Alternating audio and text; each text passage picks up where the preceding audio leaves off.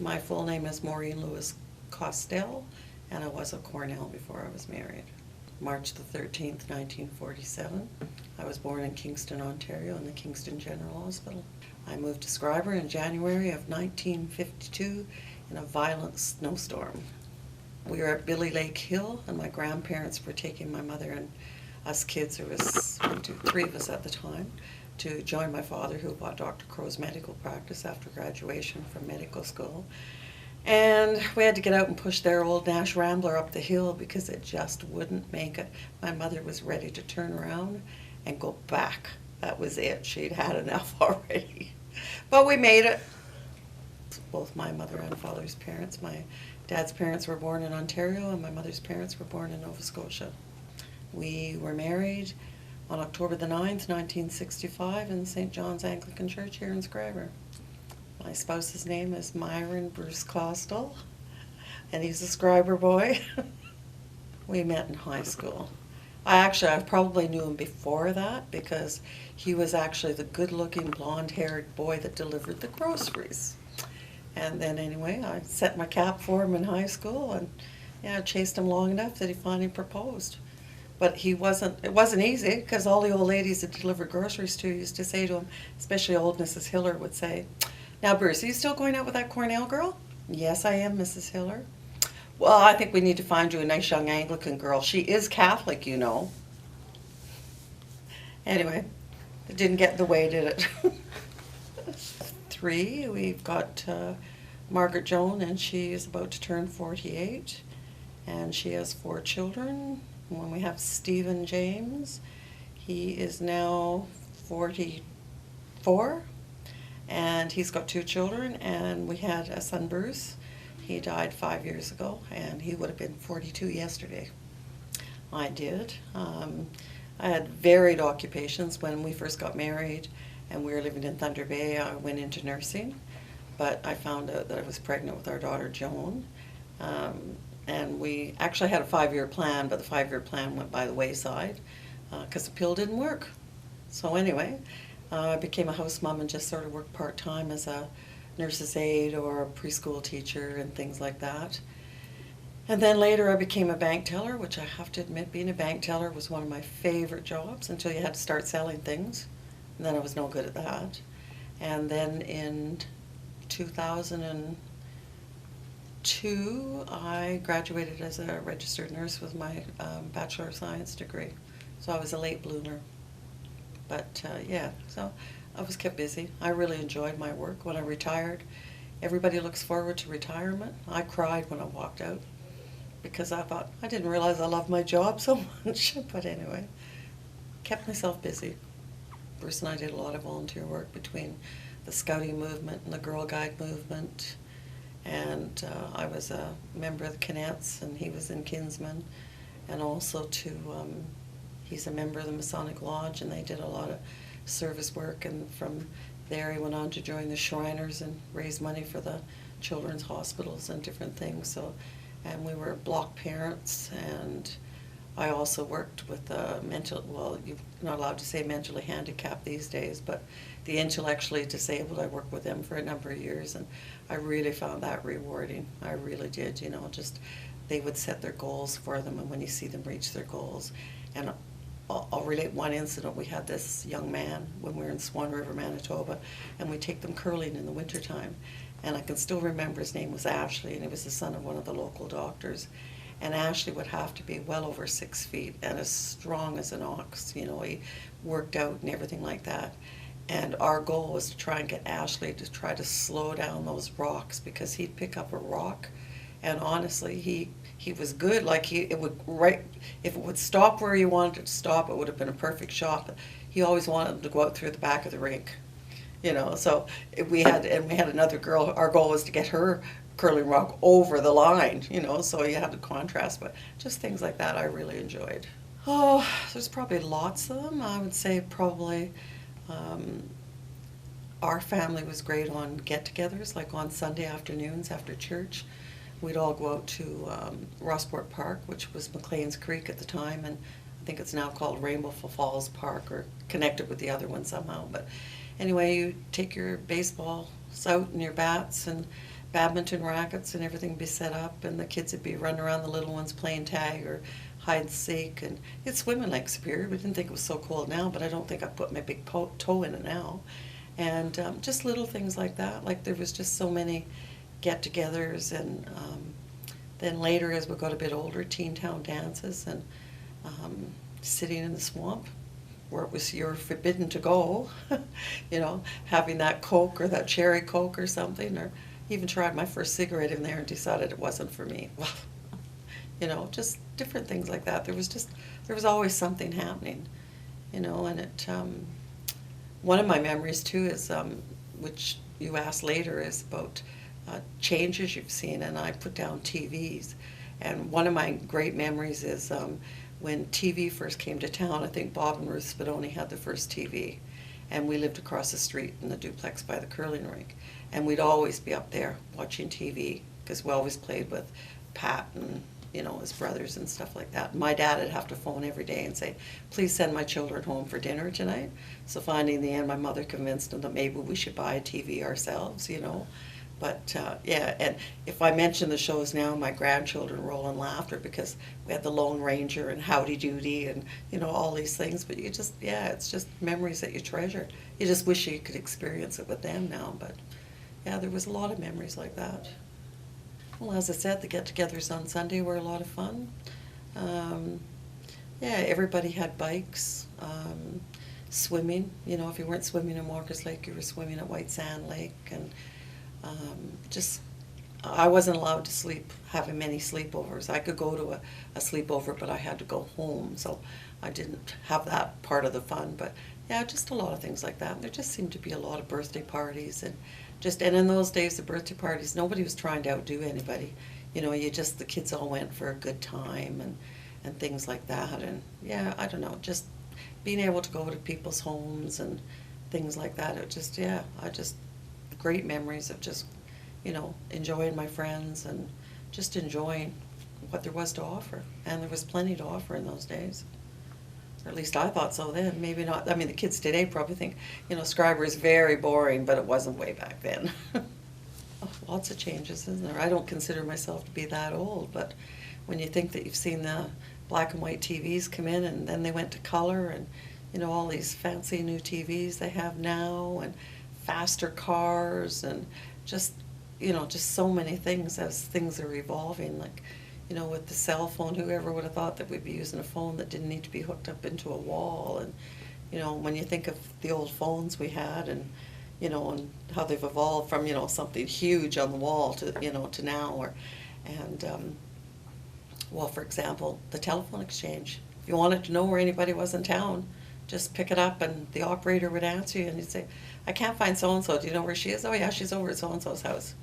And it was just so easy, just all that sort of stuff. And yeah, there's just been so many changes. And society in general, I think that you've got to say that would be the biggest change there, like Bruce talked about the politeness and stuff like that. And I think in some families we still do have that, like they don't say Mr. or Mrs. anymore, most of them, and stuff like that. Or even like when I grew up, if you had aunts and uncles, you never dared call them by their first name, It would be Auntie Maureen and Uncle Bruce and stuff like that, which they don't seem to do as much now. There's the odd one, and kids from years ago, like I can be walking down the street with Bruce and people come up to him and say, Sir, how are you going? And you look, and this kid that's calling him Sir, he's got little ones behind him, and you think, oh wow. But yeah, just things like that have really changed. I've got lots of them. Sometimes I'm full on and sometimes I'm not. I took up knitting after I retired, so when our son died, I started knitting prayer shawls for different people that I give away if somebody's, had a loss or something. And I like making fleece blankets for the grandchildren. Start out small, and as they get bigger, they want another one, and they want it bigger. So it keeps you busy. And I love reading and listening to music and things like that. And I just find, even reading, you transport you maybe, depending on what you're reading, back into time. And the same with listening to some nice music. It can put you in a different place and a different time and stuff like that. And the music around our place is a good guidepost to know when my husband's coming in the house, because I like to listen to classical and pop, and I know as soon as Bruce has arrived, he turns it off. he can't stand that classical stuff. He said it's like somebody running their fingers down a blackboard. But yeah, no, I just like that sort of stuff and relaxes me. And there's always lots of stories about Schreiber, isn't there? I know one that I didn't write down there, like one story that I can always remember. We talk about the difference in the times, but there was this lady in town, Mrs. McAdam, and she would have been, I would think, Beth's mother-in-law. I think she was elderly then, but I can remember when my dad came home after making his rounds at the hospital, and he picked me up and he went downtown, and there was no parking. And then finally somebody left, and he was able to park in front of Chapel's store, which is the dollar store right now. And it was a bit icy, so he was pulling in very, very slowly. And Mrs. McAdam's crossing the street, and she thought, well, she can go in between the car in front and Dad's car. And anyway, Dad had just put it into park, and she must have hit some ice, and she slid, and she went like right under sort of the front of the car, right? Anyway, Dad hops out, and, you know, are you all right? Are you all right?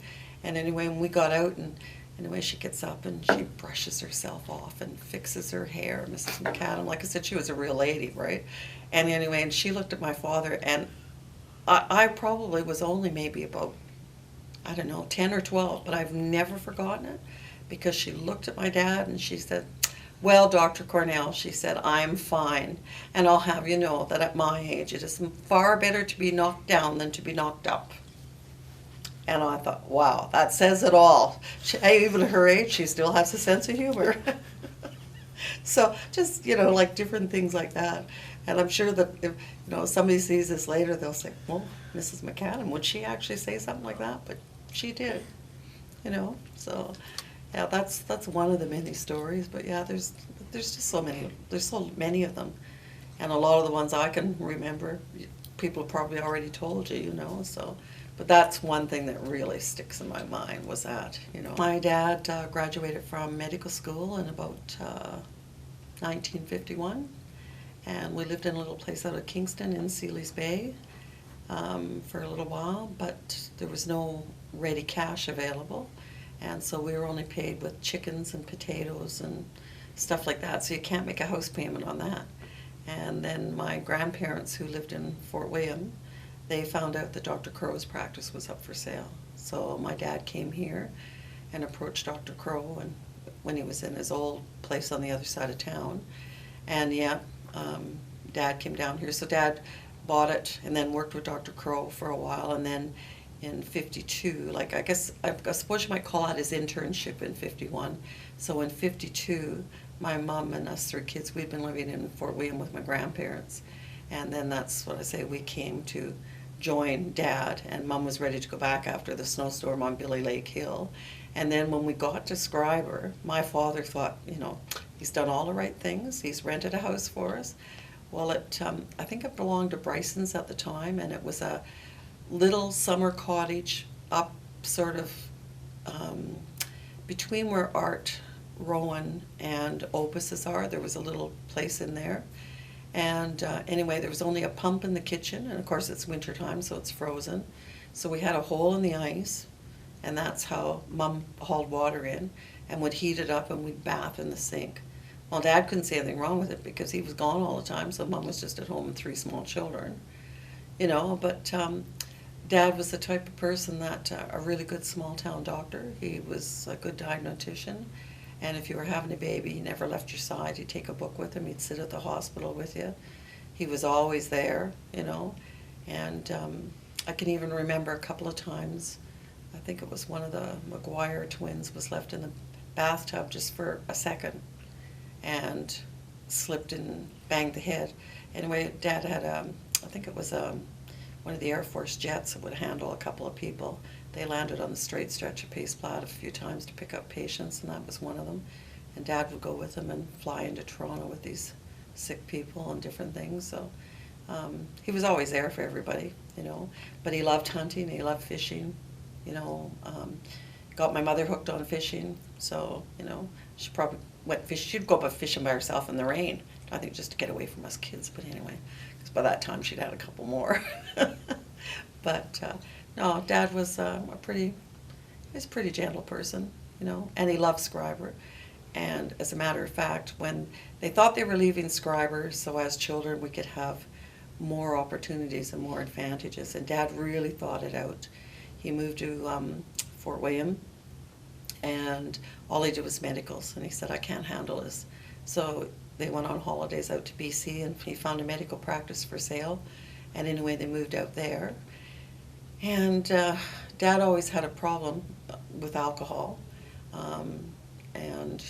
but I can honestly say that even though he was an alcoholic, he was more like a binge drinker, so we never had to worry about him being drunk every day or anything like that. And he always put us kids first. But when they moved to BC, I think that was the happiest they'd ever been was in Schreiber.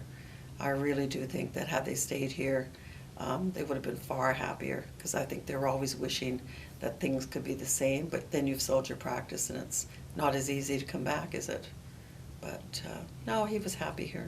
He was upstairs in the town hall. I heard my husband say earlier that it was down behind in where the hairdresser is next to the Bank of Montreal, and that was later. His office was at the top of the stairs in the old town hall, and if the oldies couldn't make it up there, Dad had to go down and see them at the bottom of the stairs and see what the problem was. So he talked the council into opening up the other place, and they opened that up, and as she said, you went down a really long hallway, sat in, because it was in behind a business, and he sat in the waiting room, and Frida Dugan and Peggy Small used to be the receptionists in there, and you know, you'd wait your turn to see the doctor, and yeah, so that's where he was in there. And then of course in later years they had the old post office, they were in there, and then the medical center. So, but yeah, he started out in the top of the town hall.